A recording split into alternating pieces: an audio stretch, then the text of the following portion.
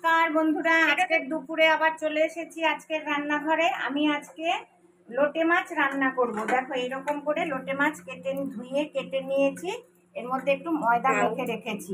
এটা আমি আস্তে আস্তে রান্না করব আজকে। হ্যাঁ, তোমরা দেখতে থাকো। আমি দেখেছি, তার জন্য দেখে আমি আজকে ট্রাই করছি হয় কি না।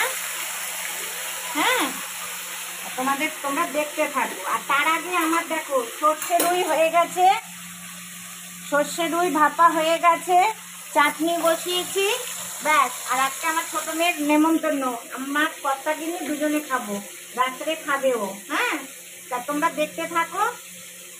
আমার মাছগুলো সব ভাজা হয়ে গেছে। হ্যাঁ, আমি একটা একটা করে ভেজে নিয়েছি। আর এবার তেল গরম করে কালো জিরা সম্বাদ দিলাম, আর এই যে পেঁয়াজ দিয়েছি, টমেটো কেটে নিয়েছি, আর এখানে মশলা, আর এখানে ধনে পাতা কুচি করে রেখেছি।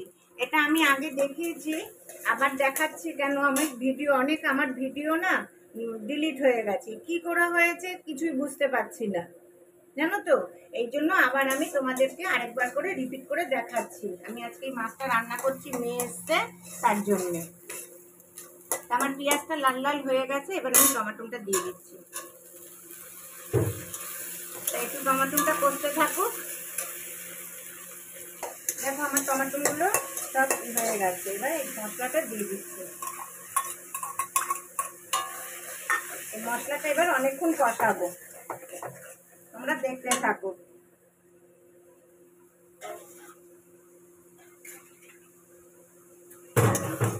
এবার অনেকক্ষণ কষিয়ে নেই, তারপরে জল দেবো। হ্যাঁ, তোমরা একটু দেখতে থাকো।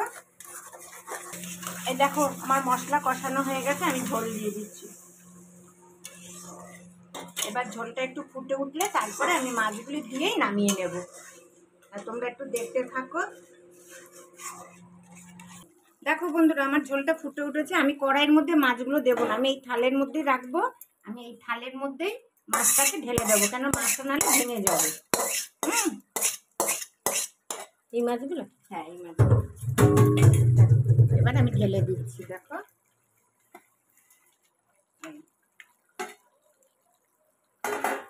এবার একটু ধনে পাতা দিয়ে দিচ্ছি। মেয়েকে ঝোলটা দেখালাম, বললো খুব ভালো হয়েছে। এইভাবে তাহলে তোমরা রান্না করো। হ্যাঁ, রান্না করে খেয়ে দেখো কেমন লাগে, আমাকে জানিও। হ্যাঁ, কমেন্টস করে। তাহলে কে কে খাবে দুপুরবেলা চলে আসো গরম গরম। দেখো আমার মাছ কিন্তু এখনো ভাঙেনি, এখন জানি না পরে দিতে দিতে গেলে ভেঙে যেতে পারে। এই জন্য আমি এই যেই পাত্রে রাখবো বলে সেই পাত্রেই নামিয়ে নিয়েছি। ঠিক আছে, তাহলে তোমরা আমাকে লাইক করো, শেয়ার করো, আর আমার চ্যানেলকে সাবস্ক্রাইব করো। আর সবাই ভালো থেকো, সুস্থ থেকো। সামনে আবার কালী পুজো আসছে। আর কি বলবো, এই বলেই রাখছি আজকের রান্না বান্না। ঠিক আছে, নমস্কার।